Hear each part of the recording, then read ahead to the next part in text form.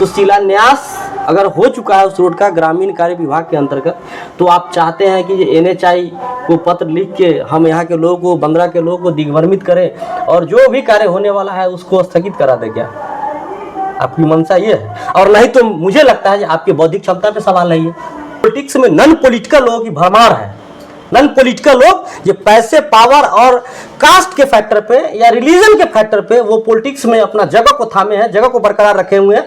इससे साफ स्पष्ट होता है। मैं जनता से अपील करूंगा, मैं आपके चैनल के माध्यम से अपील करना चाहता हूं, गायघाट ही नहीं पूरे बिहार के आवाम से, आप पॉलिटिकल लोगों को पहचानिए, पॉलिटिक्स के मतलब को समझिए।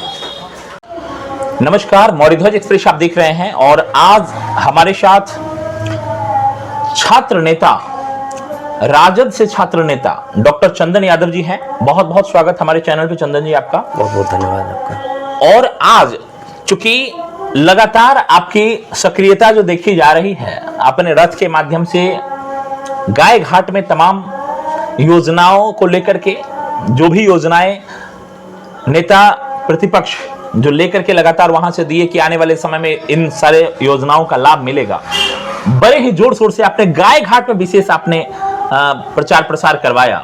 गायघाट से तैयारियों को लेकर के, क्योंकि आपके तैयारी को लेकर के लगातार अटकलें लगाई जा रही है, आप अपने से अगर क्लियर करें तो ज्यादा बेटर रहेगा। क्या कहना चाहेंगे गायघाट के विधानसभा चुनाव को लेकर के? इस बार तो चुनाव पूरे बिहार में होना है 2025 में, और सभी पार्टी अपने अपने स्तर से चुनाव में लग चुकी है। हमारी पार्टी, हमारे सभी कार्यकर्ता साथी, जैसे हमारे नेता ने स्पष्ट रूप से कहा है कि हमें बूथ जीतना है। एक एक कार्यकर्ताओं के ये दायित्व है जो अपने अपने बूथ को जीते, और जब तक हम बूथ नहीं जीतेंगे तब तक हम सरकार नहीं बना पाएंगे। उसी दिशा में हमारा कार्यक्रम चल रहा है। और जो हमारे नेता का योजना है, जो पार्टी का मैनिफेस्टो है, पूर्व से भी रहा है, चुनाव नज़दीक आ रहा है, उसमें और कुछ ऐड हो सकता है, होगा भी। जो पूर्व से घोषणा है उसी को जन जन तक हम लोग पहुंचा रहे हैं पार्टी के बैनर तले, और कोशिश कर रहे हैं कि बूथ को मजबूत करें, ताकि आने वाले समय में जो भी कैंडिडेट हो पार्टी का, हम लोग बूथ जीतेंगे तो विधानसभा जीतेंगे। और विधानसभा में सबसे ज़्यादा हमारे विधायक चुन के अगर बिहार में आएंगे तो बिहार में एक नई सरकार बनेगी तेजस्वी यादव के नेतृत्व में, और हमारे नेता मुख्यमंत्री बनेंगे। इसी एजेंडा पे राष्ट्रीय जनता दल के एक एक कार्यकर्ता अपने अपने क्षेत्र में काम कर रहे हैं। हम लोग भी लगे हुए हैं गायघाट में, क्योंकि गायघाट मेरे लिए कोई नया नहीं है, पूर्व से ही गायघाट में हम काम करते रहे हैं। जिस प्रकार से सक्रियता आपकी गायघाट की तरफ है, क्या लग रहा है आरजेडी से डॉक्टर चंदन यादव भी अपने आप को कैंडिडेट समझ रहे हैं आने वाले समय में? देखिए, देश के पूर्व प्रधानमंत्री चौधरी चरण सिंह जी ने कहा था, जिनको पूरा देश किसान नेता के रूप में जानता है और मानता रहा है, उन्होंने कहा था कौन मास्टर हेड मास्टर नहीं बनना चाहता है। तो किस कार्यकर्ता के अंदर इच्छा नहीं है हम चुनाव लड़े, हम विधायक बने? हर कार्यकर्ताओं के अंदर इच्छा है। और जहाँ तक बात रही हमारी, तो हम गायघाट के लिए नए नहीं ना।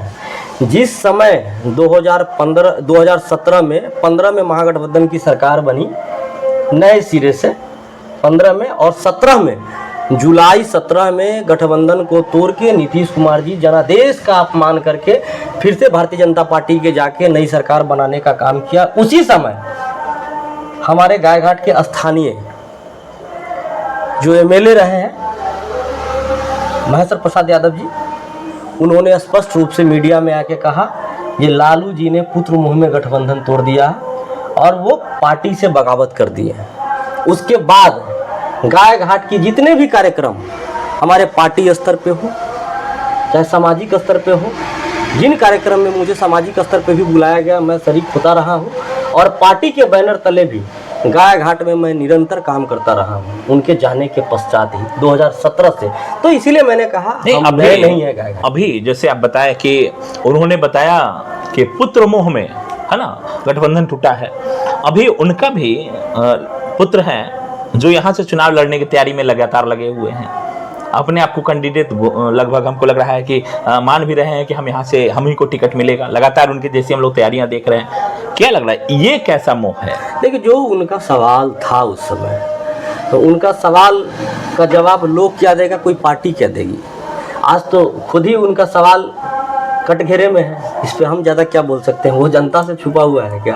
अच्छा, गाय घाट में कौन आपको लगता है टक्कर दे रहा? क्योंकि देखिए कोमल सिंह भी लगातार, आप देख रहे हैं चुनाव आया है तो इस बार लगातार कई जगह उनकी सक्रियता बढ़ गई है, और ऐसे में कोमल सिंह, दूसरे में अभी जो तैयारी में प्रभात किरण जी हैं जो लगातार लगे हुए हैं, पूर्व विधायक के बेटे हैं, तो ऐसे में टक्कर आपको किनसे लग रहा है? देखिए, टक्कर किसी व्यक्ति विशेष से नहीं है, हम लोग पार्टी स्तर पे काम करते हैं और पार्टी विचारधारा से बनी हुई पार्टी, विचारधारा को लीड करती है हमारी पार्टी। जो हमारा विचारधारा है, हमारे राष्ट्रीय अध्यक्ष आदरणीय लालू प्रसाद जी ने जिन विचारधारा के रास्ते पे चल के अपने संघर्षों के दम पे राष्ट्रीय जनता दल का निर्माण किया, वो पूरे देशवासियों से छुपा हुआ नहीं है।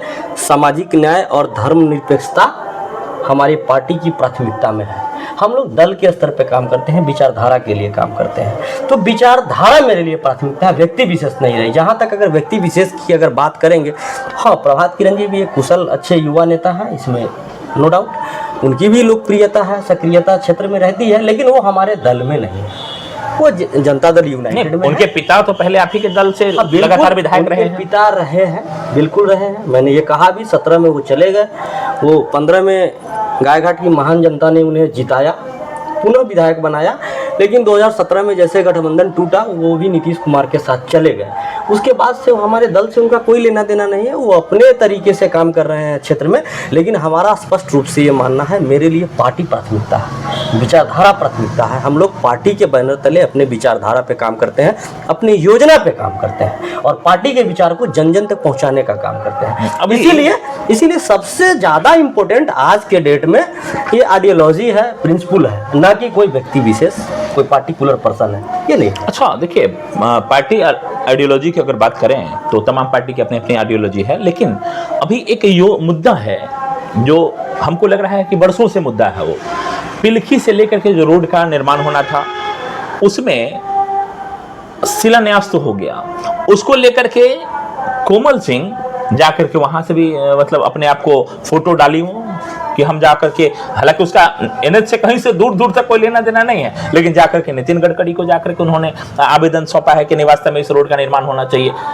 विधायक जी, जिनको लेकर के पहले से भी सवाल उठ रहे हैं कि वास्तव में विधायक जी, जिस समय आप नीतीश कुमार के साथ अलायंस में सरकार में थे 17 महीने वाले में, उसी समय उसका टेंडर हुआ था और उस टेंडर को लेने से किसी ने भी मतलब स्वीकार नहीं किया, सबने इनकार कर दिया, क्योंकि वो टेंडर 25,000 रुपये कम किया गया था, क्योंकि वो टेंडर में न चला जाए, विभागीय रह जाए, जिसको लेकर के उन पे भी सवाल उठे और दोनों लोगों ने सिर्फ उस रोड पर राजनीति किया और अब शिलान्यास भी उस रोड का हो गया हुआ है। आज हम गए हुए भी थे, शिलान्यास उस रोड का हुआ। क्या लग रहा है वही मुद्दा फिर इस बार रहने वाला है? देखिए, सिंपल सी बात है, जिस बांध रोड की आप बात कर रहे हैं, शिलान्यास हुआ है, किस विभाग के अंतर्गत शिलान्यास हुआ है? ग्रामीण कार्य है या आरसीडी है? ग्रामीण कार्य जानता हूँ मैं, इसलिए मैं आपसे पूछ रहा हूँ। ग्रामीण कार्य है, नो डाउट। जब ग्रामीण कार्य में ऑलरेडी वो रोड सेंक्शन हो चुका, ठीक है, पास भी हो गया, शिलान्यास हो गया, बिना पास हुए शिलान्यास तो नहीं होगा। जब शिलान्यास हो गया तो फिर किस प्रक्रिया के तहत किस ये कानून के दायरे में आता है, जब कोई रोड शिलान्यास अगर हो चुका है उसका एनएच में कन्वर्ट करना है, फिर आरसीडी में कन्वर्ट कराना है, ये कैसे? अगर ये कराना ही था तो ये पहले होता, और नहीं तो इसकी निर्माण हो जाएगी। निर्माण होने के पश्चात एक समय आप जब बीत जाएगा, एक टाइम ऑफ पीरियड होता है, उसके बाद भी आप चाहेंगे कि ठीक है उसको आरसीडी में अधिग्रहण कराइए या एनएचआई ले ले, लेकिन एनएचआई की जहाँ तक बात करते हैं, हमें तो समझ में नहीं आता है वो बांध के ऊपर एनएचआई रोड को लेगी कैसे? तो क्या ये सिर्फ पॉलिटिक्स? मेरी बात को समझिए। सबसे पहले जबकि शिलान्यास हो चुका है, तो शिलान्यास अगर हो चुका है उस रोड का ग्रामीण कार्य विभाग के अंतर्गत, तो आप चाहते हैं कि एनएचआई को पत्र लिख के हम यहाँ के लोगों को, बंदरा के लोगों को दिग्भ्रमित करें और जो भी कार्य होने वाला है उसको स्थगित करा दे? क्या आपकी मंशा ये है? और नहीं तो मुझे लगता है कि आपकी बौद्धिक क्षमता पे सवाल है। ये जिस रोड का शिलान्यास हो गया है उसको अधिग्रहण कराने के लिए, एनएचआई में वो भी अधिग्रहण कराने के लिए आप मंत्रालय, वो भी मंत्री को भारत सरकार के मंत्री से मिलते हैं, लिखते हैं, तो अपनी अपनी क्षमता है, ये बौद्धिक क्षमता है, किस हिसाब से उन्होंने सोचा है, समझा है, वो तो भैया। तो क्या उस रोड पे सिर्फ राजनीतिक हो रहा है दोनों तरफ से? देखिए, जिस तरफ से भी हो, लेकिन देखिए जिस 4 साल, लगभग 4.5 साल बीत जाने के बाद, जिस तरफ से भी हो, लेकिन जिस तरीके का सवाल सामने आया है उससे तो स्पष्ट है यही, जो लोग उसमें पॉलिटिक्स कर रहे हैं। और जहाँ मेरा मानना है जहाँ विकास की बात हो वहाँ आदमी को राजनीति और व्यक्तिगत चीज़ों से ऊपर उठ के क्षेत्र के विकास को प्राथमिकता में रखना चाहिए और क्षेत्र का विकास ही सर्वोपरि होना चाहिए। नहीं तो अभी तक चूंकि आपके विधायक भी उसमें अभी सिर्फ 4.5 साल तक सो रहे थे, अब अचानक आकर उसका शिलान्यास कर दिए, अब कह रहे नहीं इसका हो गया, उस पर एक बार धरना भी दिए थे। नहीं ये तो जांच का विषय है ना, अगर शिलान्यास अगर उन्होंने किया है, हमारे ही विधायक है तो क्या, तो वो होगा ना भाई, वो टेंडर प्रक्रिया में चला गया या नहीं, टेंडर हो गया या नहीं, पास है कि नहीं, तो ये तो समझने का और देखने का विषय है। और मुझे लगता है नो डाउट वो पास हुआ है रोड, तभी शिलान्यास हमारे विधायक किए होंगे, नहीं तो अन्यथा शिलान्यास करने नहीं। हमारा सवाल शिलान्यास से नहीं, हमारा सवाल कि 4.5 साल बीत जाने के बाद जब इलेक्शन आया तब आपको समझ में आया, क्योंकि अब कुछ दिन रह गए हैं, इतना दिन रोड का पूर्व जहाँ तक मुझे पता है एक बार वो धरना भी दिए थे वहाँ पर। हाँ। वहाँ धरना दिए थे, वो संघर्षरत उस पुल के लिए रहे हैं। लेकिन सवाल ये है कि हर व्यक्ति की अपनी अपनी क्षमता होती है, अपनी अपनी विशेषता है कि किन चीज़ों को लेकर कोई भी व्यक्ति कितना दूर तक जा सकता है, कितना लंबा संघर्ष कर सकता है और कितना जल्दी उस कार्य को क्रियान्वयन में ला सकता है, तो यह तो अपनी अपनी क्षमता है। तो क्या ये क्षमता सिर्फ इलेक्शन के समय आ जाता है, उससे पहले क्षमता नहीं रहती? इसका माकूल जवाब तो मुझे लगता है विधायक जी भी देंगे। देखिए बहुत बड़ी बात आप कह रहे हैं कि वास्तव में इसके बारे में विधायक जी से ही बात कीजिए। अच्छा अभी गायघाट और बंदरा तमाम जनता और इसके साथ साथ एक वहां दलाली का जो आरोप लगातार लगता रहा है कि वास्तव में दलाल का अड्डा बन गया हुआ है ब्लॉक, क्या इसको भी मुक्त नहीं करा पा रहे हैं आपके विधायक? जहां दलाली की बात होती है, जहां भ्रष्टाचार की बात होती है, तो स्पष्ट रूप से ये मान लीजिए वहाँ का जनप्रतिनिधि बेहद ही कमज़ोर होता है। चाहे वो जिस लेवल के जनप्रतिनिधि हो, चाहे त्रिस्तरीय पंचायत के हो, चाहे वो माननीय विधायक हो या माननीय सांसद हो, उनके क्षेत्र में अगर भ्रष्टाचार हो रहा है, घूसखोरी हो रही है, तो सबसे बड़ा जवाबदेही वो वहाँ के माननीय को लेना चाहिए, चाहे वो जिस भी पार्टी का हो। मैं खुले तौर से बोलता हूँ ये उनकी चुनौती है, और इन चुनौती का वो सामना नहीं कर रहे हैं या फिर समाधान नहीं ढूंढ रहे हैं, तो सवाल तो बनता है। क्योंकि कोई भी व्यक्ति को जनता ने मत दिया है, किसी को मुखिया बनाया है, किसी को जिला पार्षद बनाया है, किसी को विधायक बनाया है, जनता ने अपने पावर को सेंट्रलाइज एक व्यक्ति विशेष में किया है, तो उस व्यक्ति का कर्तव्य बनता है उसके सवालों के साथ खड़े हों, उनके समस्याओं के साथ लड़े, उनका आवाज बने। अगर ये नहीं करते हैं तो ये कमी है, चाहे वो मेरे दल के हो, चाहे मेरे दल के न हो, विपक्ष के हो। और जहाँ तक रही अफसरशाही की बात, भ्रष्टाचार और घूसखोरी, मैं कहता हूँ पूरे बिहार का ये मामला बन चुका है। पूरे बिहार में अफसरशाही चरम पे है, जनप्रतिनिधि लोग खामोश हैं, जनप्रतिनिधि नौकरशाह के नौकर हो गए हैं, चाहे वो बिल्कुल पक्ष के ये जनप्रतिनिधि लोग नौकरशाह के नौकर हो गए हैं। तरस आता है ऐसे लोगों पे और ऐसे राजनेताओं पे जो खामोश होते हैं। अभी देखे होइएगा हमारे नेता अफसरशाही को लेकर, और जो बिहार में भ्रष्टाचार है, जिस तरीके से हत्याएं बढ़ रही है, अपराध बढ़ रहे हैं। एक ही बिहार में एक ऐसे नेता हैं तेजस्वी जी, जो घूम कर पीड़ित लोगों से मिल भी रहे हैं और सरकार के खिलाफ आवाज भी बुलंद कर रहे हैं, जो सरकार इन चीजों पे अविलंब अंकुश लगाए, और जो जिस गहरी नींद में सरकार सोई हुई है, अचेता अवस्था में सरकार को जगना चाहिए और अफसरशाही पे लगाम लगाना चाहिए। हमारे नेता पूरे बिहार में घूम के बोल रहे हैं, और विपक्ष के नेता होने के नाते ये फर्ज वो बखूबी निभा रहे हैं।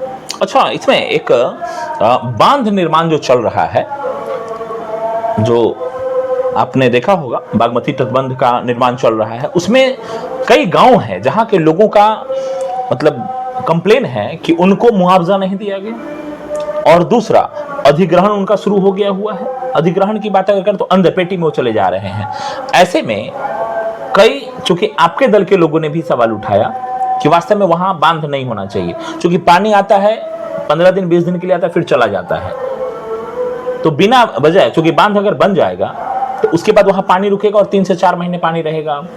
वहां फसल जो हम लोग 2 फसल 3 फसल कर लेते हैं, अब 1 फसल कर पाएंगे नहीं। देखिए जिन समस्याओं पे आप बात कर रहे हैं पूर्व से लंबित है, और ग्रामीणों ने ही विरोध किया था। ग्रामीणों ने स्पष्ट रूप से कहा, पहले तो मुआवजा नहीं है, दूसरा हमारा वैकल्पिक आप समाधान ढूंढिए। जब तक वैकल्पिक समाधान नहीं करेंगे बांध का निर्माण नहीं होगा। और मैं इन चीज़ों के पक्ष में बिल्कुल, जब कोई भी योजना कोई भी योजना आम जन से जुड़ा ही हुआ होता है और आम जनों के लिए ही क्रियान्वयन किया जाता है। जिससे आम जनों को लाभ ही नहीं होगा, लाभ के बजाय नुकसान हो जाए, वैसे योजना का क्रियान्वयन होना भी नहीं चाहिए। और इस चीज़ के लेके वहाँ की जनता विरोध में है। तो स्पष्ट रूप से इस पे प्रशासन को, जिला प्रशासन को सोचना चाहिए, विमर्श कर स्थापित करना चाहिए लोगों से, आखिर इसका समाधान कैसे होगा, इसका समाधान ढूंढना चाहिए, न कि जबरदस्ती अधिग्रहण करना चाहिए। इस पर जिला प्रशासन को सोचना चाहिए। एक रोड है, आप ही जिस विधानसभा की हम लोग बात कर रहे हैं, गायघाट में बेला गांव से जाने वाली रोड, जिसको लेकर के इससे पहले जब सांसद का चुनाव हुआ था, एमपी का चुनाव होना था, ऐसे समय में लोगों ने हमारे चैनल के माध्यम से विरोध किया था। तो वहां जो प्रतिनिधि थे उस समय, राजभूषण निषाद, जो अभी एमपी भी हैं, ये मंत्री भी हैं, जब वहां गए थे तो उन्होंने आश्वासन दिलाया था लोगों को कि हम इस बार हमको चुनिए, हम रोड का निर्माण करवा देंगे। आज तक लोग वहां लगभग घुटने भर गड्ढे रोड की मैं बात कर रहा हूं, घुटने भर गड्ढे रोड में अभी भी, अगर हल्की बारिश हो जाए तो लोग वहां बिल्कुल हाथ में चप्पल और जूते लेकर के चलते हैं। क्या इस बार फिर विधायक कोई अगर प्रतिनिधि होगा, वो जाकर के वहां कहेगा कि नहीं वास्तव में अब इस बार हमको जिताइए, तब वहां के लोगों का कल्याण कब होगा? इस पे क्या राय? लोगों के बीच में नेताओं का भरोसा क्यों उठा है? ये चिंता का विषय है, ये रिसर्च का भी विषय है। अगर जो लोग चिंता नहीं करते हैं इन चीज़ों पे, उनको रिसर्च करना चाहिए। शायद रिसर्च करने के बाद उनको समझ में आ जाएगा हमें चिंतन करने की आवश्यकता है। क्यों नेता लोगों के बीच से अपना विश्वास क्यों खोते जा रहे हैं?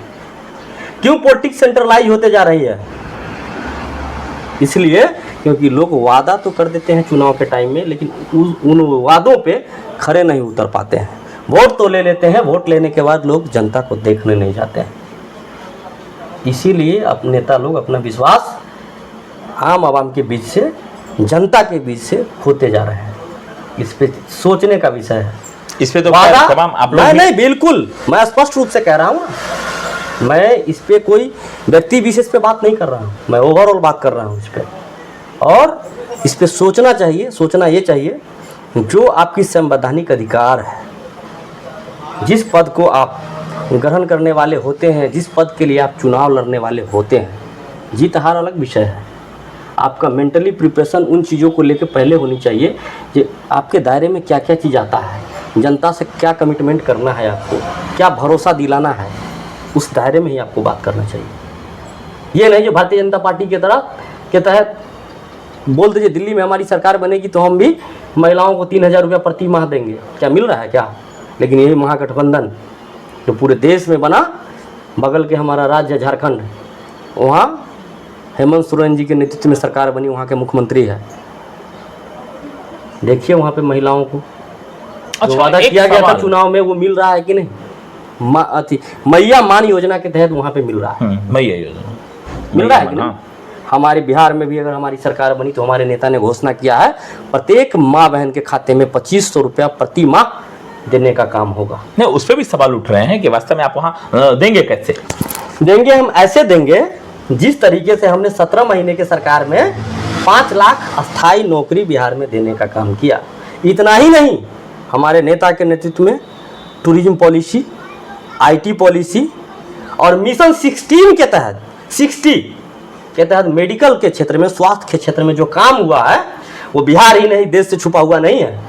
और लोगों ने ये माना है, नीतीश कुमार जी अपना पीठ कितना भी थपथपा ले, एनडीए के लोग थपथपा ले, लेकिन बिहार के नौजवान ये जानता है कि किसके दम से और किसके सफल प्रयास से उसे नौकरी मिला है। ये बिहार के लोग जानते हैं, खासकर नौजवान जानते हैं। तो भरोसा इस बार तेजस्वी यादव पे है और निश्चित रूप से सरकार हमारी बनेगी तो मिलेगा। कब कहाँ जाएंगे कोई जानता है क्या? उपेंद्र कुशवाहा बिहार के एक ऐसे नेता हैं जो कब किसके साथ होंगे वो कोई कह नहीं सकता है। उनकी अपनी विचारधारा हो सकती है, लेकिन मैं मानता हूँ पॉलिटिक्स में उनका कोई सिद्धांत नहीं है। विचारधारा उनका हो सकता है व्यक्तिगत, सिद्धांत नहीं है। मैं जहाँ तक हमारा अपना खुद का स्टडी है, व्यक्तिगत रूप से मैं अगर बताऊँ तो देश में आज के परिदृश्य में जब मैं स्टडी करता हूँ तो इस जगह पे पहुँचता हूँ, अगर सिद्धांत की बात अगर पॉलिटिक्स में होता है, अगर कोई नेता के पास है तो देश में एक ही नेता है जिसका नाम हमारे पार्टी के राष्ट्रीय अध्यक्ष आदरणीय लालू जी है, जिन्होंने जेल को स्वीकार किया है, जिन्होंने इतनी यातनाएं झेली हैं, लेकिन अपने विचारधारा और सिद्धांत से कभी समझौता नहीं किया। लेकिन लोग तो यहाँ सिद्धांत का मतलब समझते कहाँ पॉलिटिक्स में, मैक्सिमम लोग।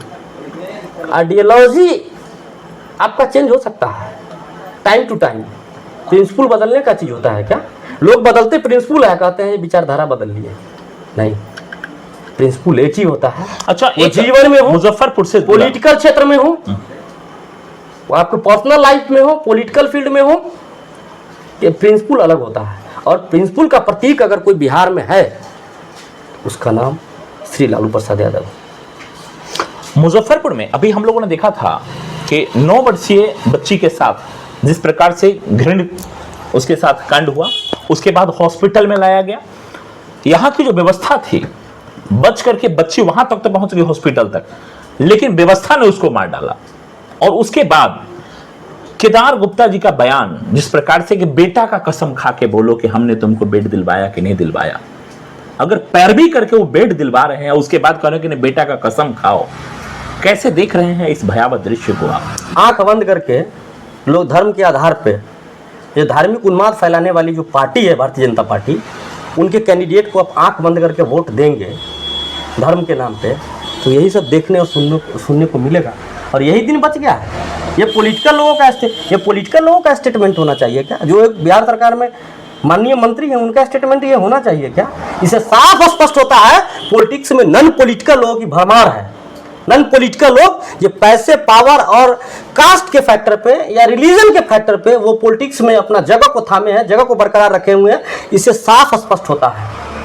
मैं जनता से अपील करूंगा, मैं आपके चैनल के माध्यम से अपील करना चाहता हूं, गाय घाटी नहीं, पूरे बिहार के आवाम से, आप पॉलिटिकल लोगों को पहचानिए, पॉलिटिक्स के मतलब को समझिए।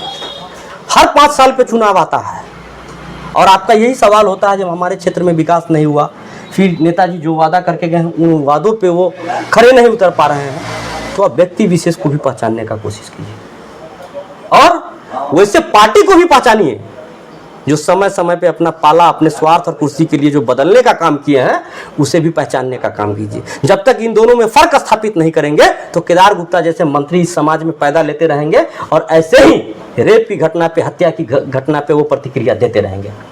जी, बहुत बहुत धन्यवाद चंदन जी आपका हमारे चैनल से बात करने के लिए।